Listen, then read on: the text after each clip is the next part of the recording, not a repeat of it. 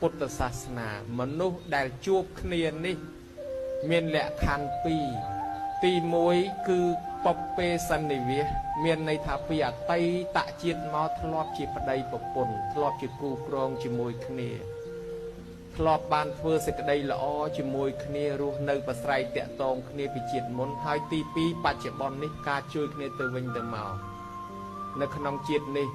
មានហេតុពីរយ៉ាងនេះទើបបានជាប្តីប្រពន្ធកើតដោយក្នុងធម្មបទថាឈូកដែលវិរិយផ្កាឡើងដោយសារទឹកហើយនឹងដោយសារផុកយ៉ាងណាមិញមនុស្សដែលអាចជួបគ្នាបាននេះគឺនិស្ស័យពីបព្វជិតធ្លាប់កសាងមកជាមួយគ្នាប្តីអ្នកធ្វើទានឬក៏ប្រពន្ធមិនធ្វើទានប្តីអ្នកធ្វើបុណ្យប្រពន្ធមិនធ្វើបុណ្យអនាគតទៅបែកគ្នានន្តយៈឧបាសកជាគំរូហើយ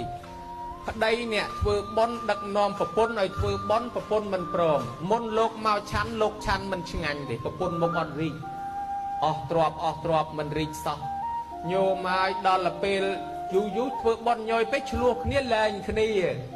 ចាស់សម្រួលថាចៅអើយគ្រាន់តែប្តីប្រពន្ធធ្វើបុណ្យវាបាច់លែងគ្នាទៅអី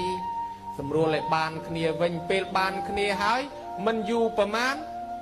ប្តីហ្នឹងក៏ស្លាប់ទៅកើតឋានសួគ៌ទៅប្រពន្ធហ្នឹងឈរជេរលោកណាចូលផ្ទះហ្នឹងលែងឲ្យចូលពីដើមគេមានអ្នកដាក់ចង្ហាន់ដាក់អីឥឡូវអត់មានទេហើយនាំបរិវារទៅរុះអាសាឡាថ្វាយព្រះនឹងយកមកវិញមកវាបានប្រយោជន៍ស្អីធ្វើបុណ្យរុះយកមកវិញដល់លាទីបំផុតប្រពន្ធហ្នឹងត្រូវបានយមបាលបញ្ជូនទៅពេលស្លាប់ហើយហ្នឹងណាមុននឹងស្លាប់ទៅយមបាលមកប្រាប់ថា7ថ្ងៃទៀតនាងត្រូវស្លាប់ហើយបើនាងខំធ្វើបុណ្យអាចទៅជួបប្តីបានឥឡូវ7ថ្ងៃទៀតខ្ញុំមកយកនាងហ្នឹងមិនជឿហូបបាយដាក់កលឹះទ្វារហើយអង្គុយក្នុងផ្ទះរងចាំដល់ថ្ងៃទី7យមបាលមកចាប់ដើមដៃទាំងពីរហ្នឹងអាហ្នឹងបើយើងមើលភ្នែកស្រស់ថានាងស្លាប់ដោយសារគេខ្យល់កោគេអានបេះដូងអញ្ចឹងទៅប៉ុន្តែផ្លូវក្នុងគេចាប់យកព្រលឹងហ្នឹងទៅយកទៅមិនតាន់ទៅនរកទៅបង្ហាញប្តីទៅអង្វរតែហ្មងប្តីកំពុងតែកើតជាទេវបុត្រនឹងអង្គុយក្នុងចំណោមទេវធីតាស្រាប់តែអង្វរថា